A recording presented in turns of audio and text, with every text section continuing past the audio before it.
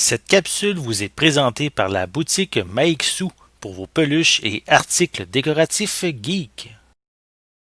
Bonjour, ici Elliot pour ciné-techno.com. Aujourd'hui, je vous parle du film d'Ernest Lorney en version française que j'ai pu visionner via une copie numérique. C'est un drame qui est écrit, réalisé et produit par la même personne, Sean Durkin, avec comme casting Jude Law, Carrie Coon, Charlie Chotwell, Una Roach et Adil Akhtar.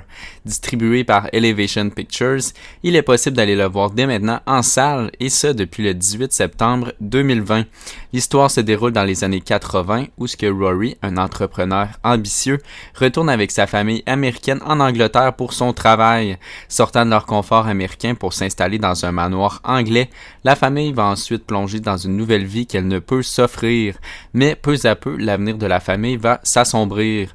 Donc c'est un film qui a un regard intime sur une famille qui est fait avec très peu mais qui est brillamment réalisé.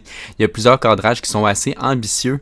Ils nous permettent de penser qu'on est réellement dans la même pièce en train de regarder la vie de nos personnages. Ces choix techniques font référence aussi à la thématique de l'image et de l'apparence qui sont des thèmes qui sont essentiels à cette œuvre. Ayant déménagé 4 fois en 10 ans, cette famille-là vit dans une vie de riche sans réellement l'être. Le père arrête pas de dépenser sans jamais avoir des résultats financiers qui sont concrets, ce qui vient un peu démolir peu à peu le nid familial.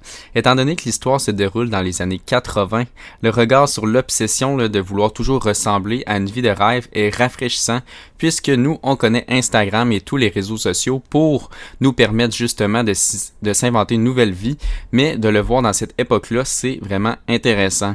Ernest, par contre, n'est pas pour les amateurs de grandes péripéties.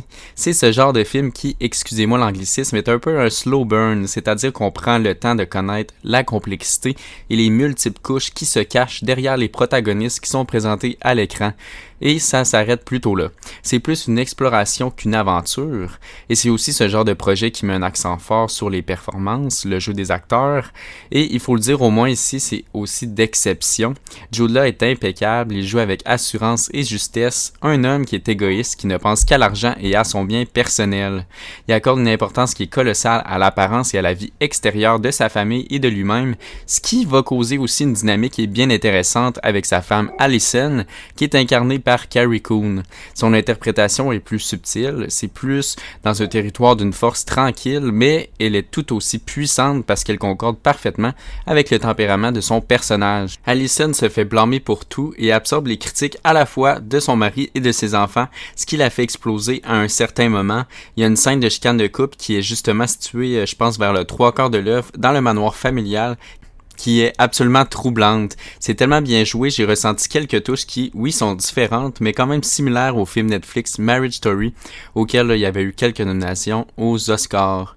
D'ailleurs, dans le scénario, Allison s'occupe de la ferme familiale et elle fait de l'équitation avec son cheval. Ce cheval-là en particulier est utilisé du début à la fin et il y a un but. J'ai adoré sa signification et ses références à la passion et à la nostalgie d'un passé meilleur.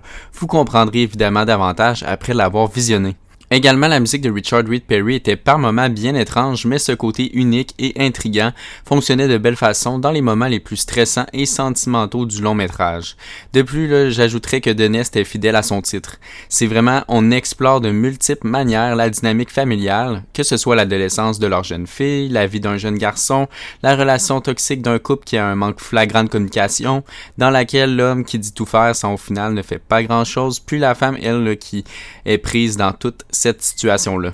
D'une durée de 107 minutes, le film avait débuté à Sundance en janvier dernier, puis est maintenant à l'affiche en salle depuis le 18 septembre 2020.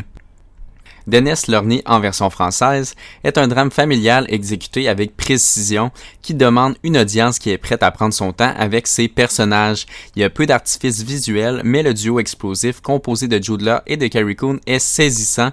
La musique nous transporte, puis son approche riche en thèmes plongés dans les années 80 nous parle beaucoup. Le tout se démarque par sa crédibilité et par sa juste représentation du nid familial. Avec le peu de long métrage disponible au cinéma présentement, celui-ci vaut vraiment la peine, je vous le dis. C'est une belle sortie pour investir un peu de son temps. C'est Elliot, merci et je vous souhaite un bon visionnement.